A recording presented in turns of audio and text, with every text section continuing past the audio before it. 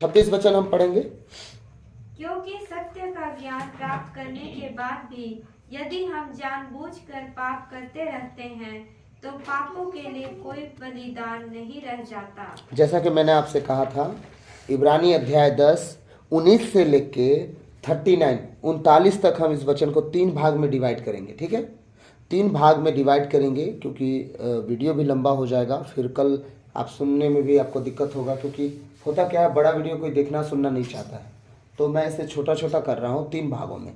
तो अब हम देख रहे हैं 19 से लेके 25 तक हम देख लिए। अब हम उसी का इब्रानियों 10 अध्याय का 26 से लेके 31 तक देखेंगे, फिर 32 से लेके 35 तक देखेंगे, फिर 36 से लेके 39 तक देखेंगे। तो ऐसे ही हमारा 2-3 भाग इसका बनेगा। ठीक है, अब हम 26वां वचन जब पढ़ते हैं तो 26वां वचन क्या कहता है?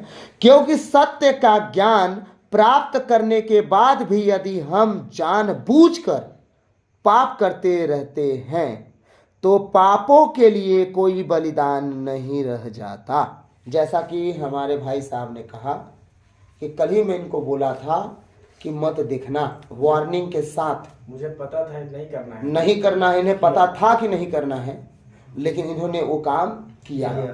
तो अब वचन क्या करता है, आप खुद पढ़िए इस 26 वचन को।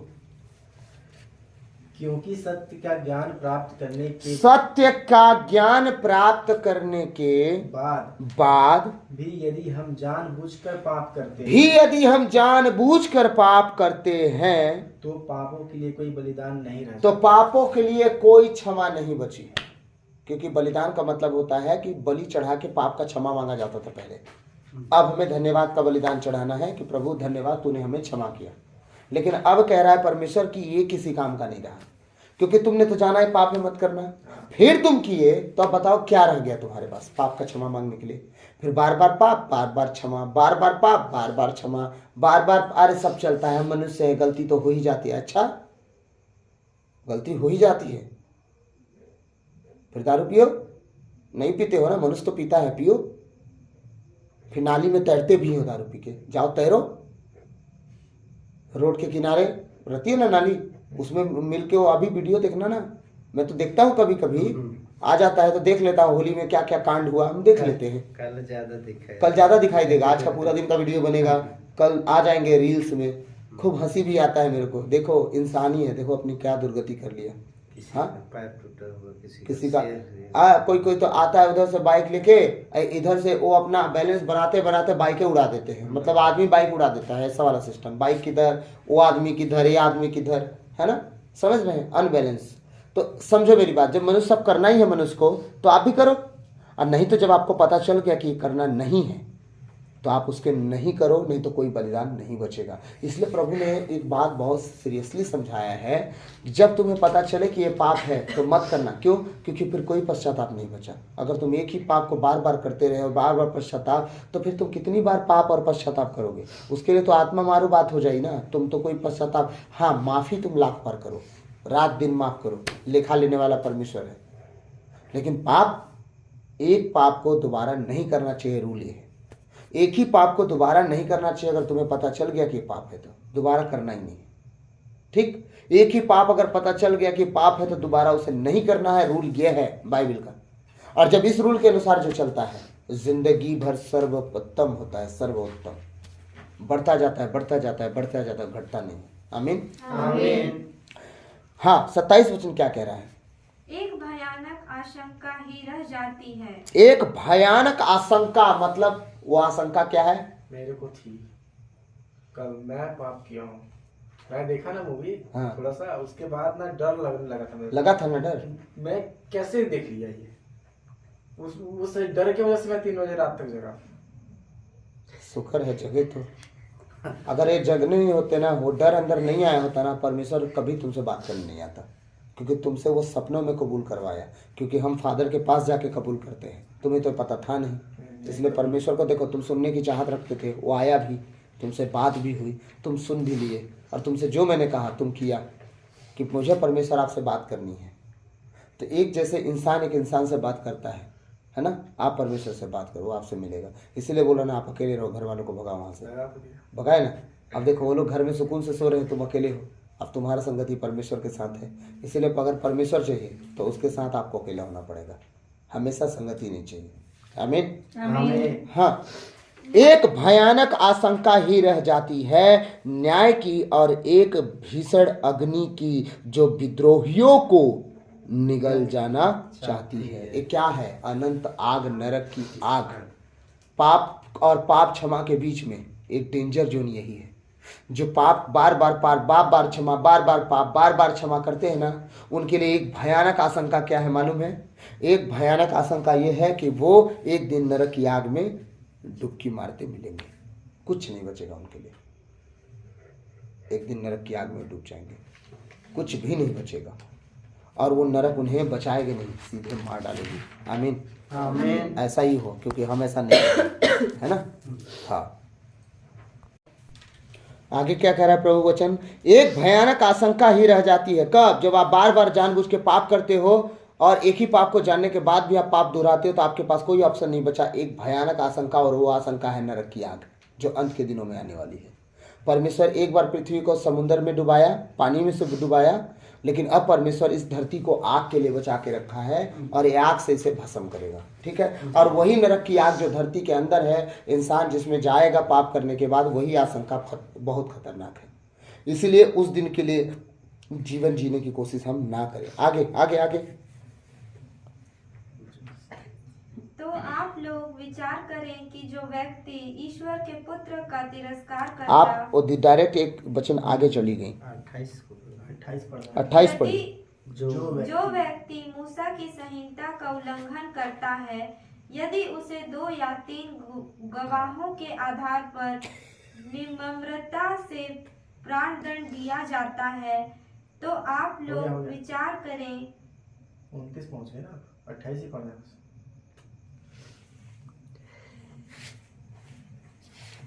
चुप रहोगे, ठीक है।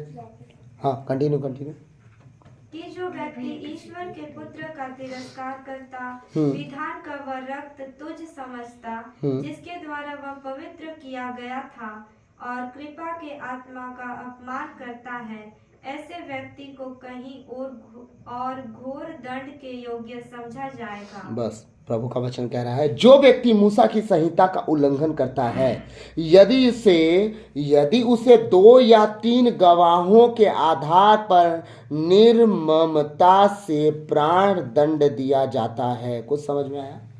मूसा की संहिता का जब उल्लंघन किया गया है उन दिनों में, तो 2-3 गवाह जब मिल जाते थे तो क्या हो जाता था? उन्हें जान से मार दिया जाता, पथराव करके मार दिया जाता था, है ना। कहीं आग लगा दिया जाता था, घर सहित जला दिया जाता था। तो मतलब ऐसे तो पथराव से ज्यादा मारे गए हैं वो लोग, ठीक है। पत्थरों से उन्हें दफना दिया जाता था। मूसा की संहिता में यही रूल था, क्यों? परमेश्वर ने दिया था।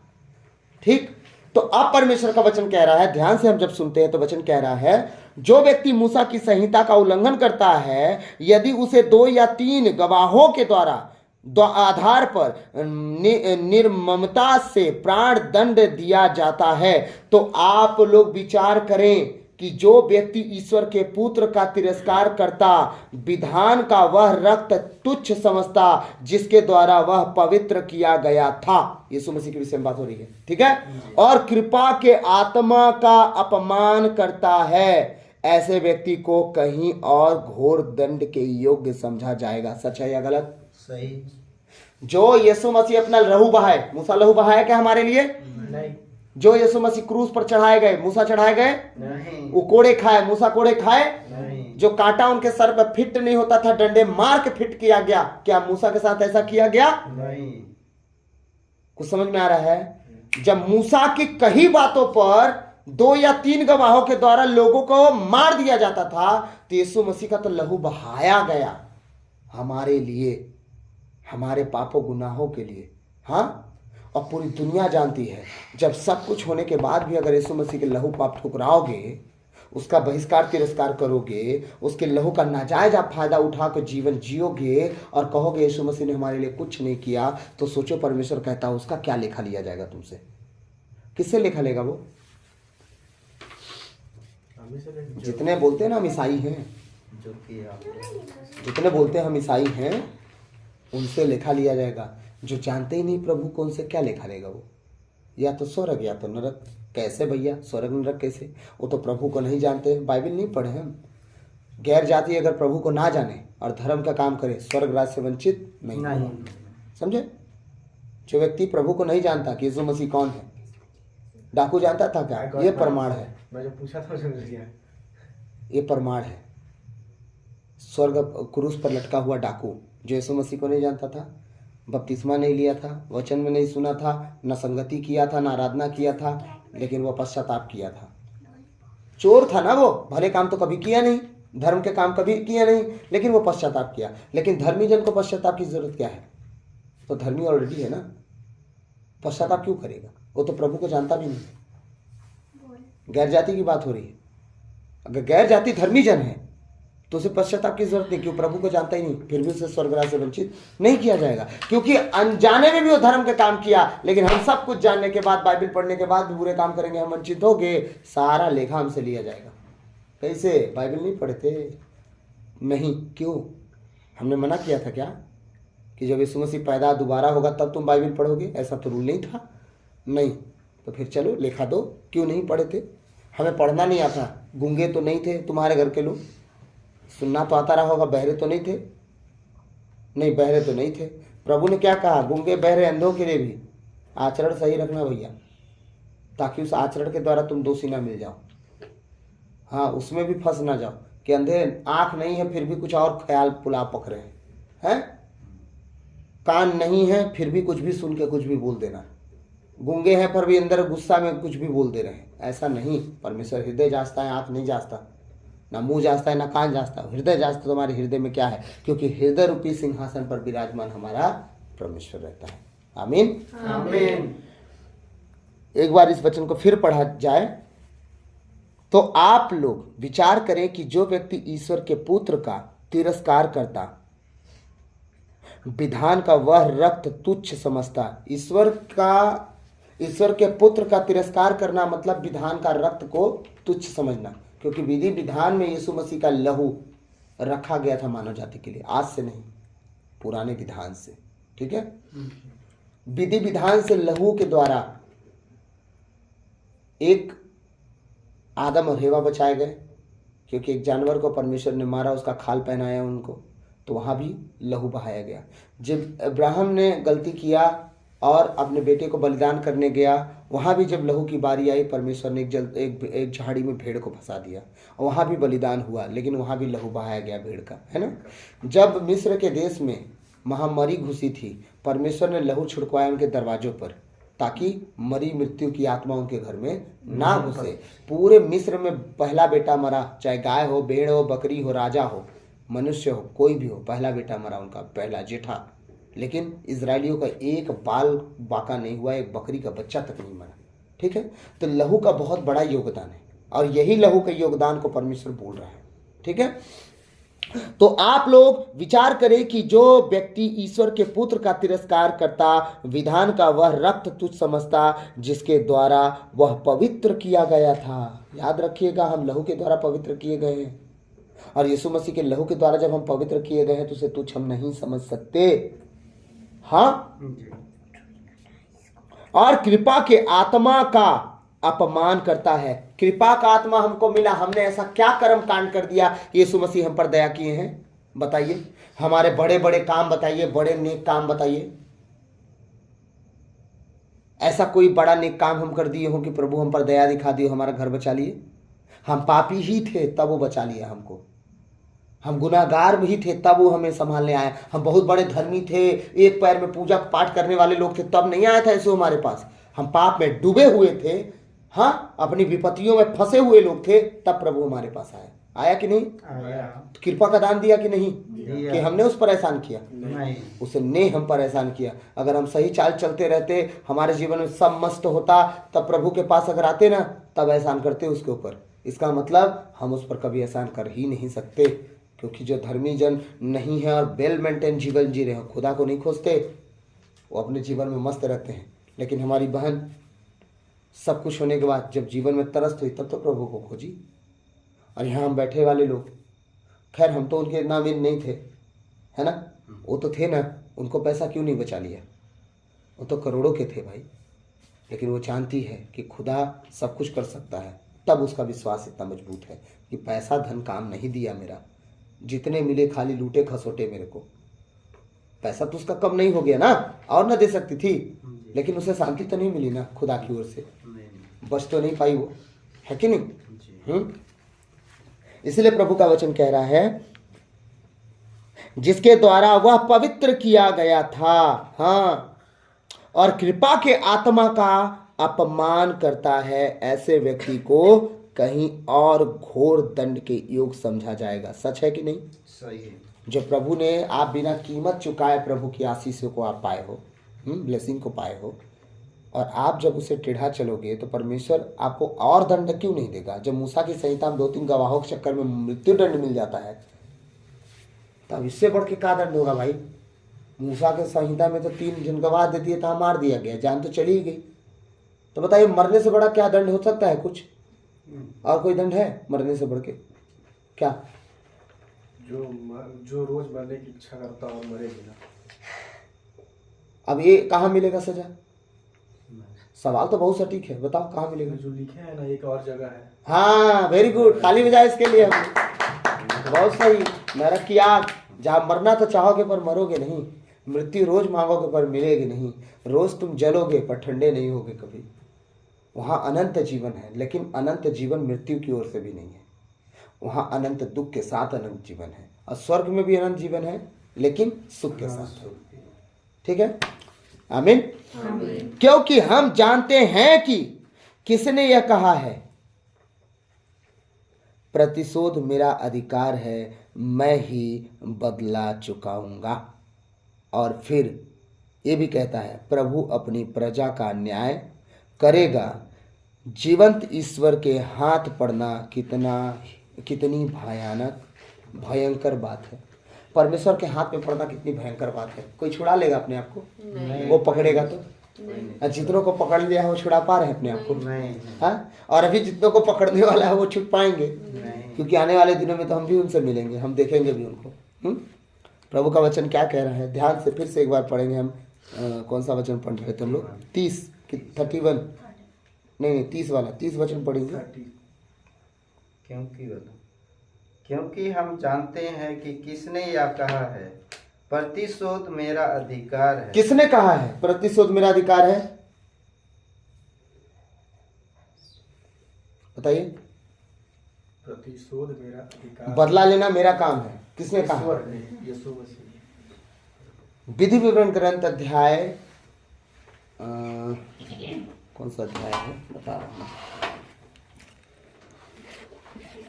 कि प्रभु कब बोला है, कहां बोला है। ये पुराने विधान से शुरुआत हुआ है, यहां से नहीं शुरुआत हुआ है। ठीक है, 32 का 35 और 36 विधि विवरण ग्रंथ अध्याय 32 का 35 और 36 निकाले जल्दी से। कि प्रभु जो वचन कह रहा है, प्रतिशोध मेरा अधिकार है, मैं ही बदला चुकाऊंगा। प्रभु अपनी प्रजा का न्याय करेगा।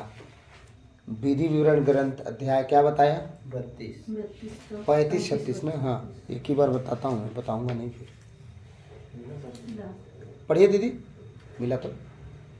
जब उनके पैर फिसलेंगे तो प्रतिशोध और बदला लेना मेरा अधिकार होगा, क्योंकि उन लोगों की विपत्ति का दिन निकट है और उनका सर्वनाश शीघ्र ही होगा।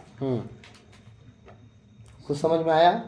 प्रभु क्या कह रहे हैं कि बदला लेना सिर्फ मेरा काम है, और तुम सही चाल नहीं चलोगे तो बदला मैं तुमसे लूंगा। क्योंकि हम जानते हैं कि किसने कहा, यह कहा है, परमेश्वर ने, प्रतिशोध लेना मेरा काम। हाँ, प्रतिशोध मेरा अधिकार है, मैं ही बदला चुकाऊंगा। और फिर प्रभु अपनी प्रजा का न्याय करेगा। हाँ, जीवंत ईश्वर के हाथ पड़ना कितनी भयानक बात है। अगर परमेश्वर बदला लेने पे आ जाए तो भयानक बात हुई कि नहीं हुई? हुई ना। इसलिए हम जब गुप्त में कुछ काम करते हैं तो वो खाड़ देता है परमेश्वर, सामने लाके रख देता है, फिर बदला लेता है कि नहीं लेता है? क्यों? हमने किससे छल किया बताइए? अपने लोगों से छल किया? नहीं। अपने परिवार से छल किया? अपने पड़ोसी से छल किया? नो, हम परमेश्वर के जब बेटे बेटी कहलाते हैं तो हम छल परमेश्वर से कर गए। अंदर बैठा कोई और है और हम चोर को भी बैठा लेते हैं अंदर, और अंदर ही अंदर खिचड़ी पकाते हैं, कुछ ना कुछ चलते रहता है, उल्टी सीधी बातें।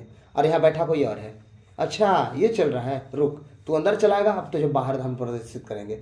मैंने जितने गलतियां छुप के किया सब बाहर आई, लो और कर लो अंदर गलती, और कर लो अंदर गलती, करोगे गलती तो ये परमेश्वर है, फिर बदला लेता है। क्यों? तुम नहीं जानते तुम्हारा शरीर परमेश्वर का मंदिर है।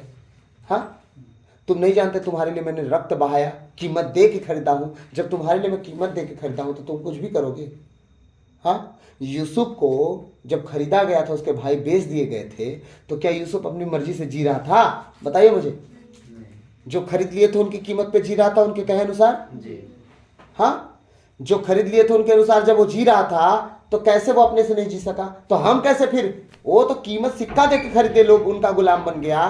सोचो, हम तो लहू के द्वारा खरीदे गए, हम कैसे फिर परमेश्वर की नहीं सुनेंगे? और जब नहीं सुनेंगे तो यूसुफ को छोड़ दिया गया, पोतीफर फंसा दिया, उसकी पत्नी की नहीं फंसाई, जेल में गया कि नहीं गया कीमत चुकाने बिना गलती के? हम तो कीमत चुकाए गए लहू के द्वारा हैं। जब गलती करते तब सजा मिलती है, वो भी मान लेने पे छोड़ दिए जाते हैं। लेकिन वो जब कहता है कि जब तुम गलती किए हो तो मानो, नहीं मानोगे तो बेटा रुको बताएंगे हम, फिर क्या करता है वो? उसका प्रतिफल हमसे चुकवा लेता है। वो उघाड़ उघाड़ के खोल खोल के दिखाता है, उजाले में दिखाता है, जितना हम अंधेरे में करे रहते हैं। तो ना तुम लोग के पास पेन नहीं है क्या? तो कैसे छीन लूट के काम कर रहे हो दोनों के दोनों?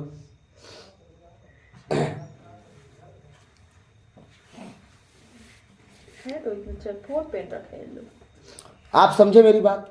तो अब जब परमेश्वर कह रहा है कि सत्य और ईमानदारी से चलो, जानबूझकर पाप मत करो, और जब जानते हो कि पाप क्या है तो पाप से भागो, वही वही वही वही वही वही पाप बार बार मत करो। क्योंकि जब आप वही वही पाप करोगे तो आप बताओ उस पाप के लिए कौन सा बलिदान बाकी रह जाएगा? कोई रहेगा? नहीं रह जाएगा। तो प्रभु इन वचनों के द्वारा हमें आशीष दे कि हम पाप गुनाह से सदा दूर रहें। आमीन, आमीन। आइए हम चलेंगे फिर से अब तीसरे भाग की ओर। ओके।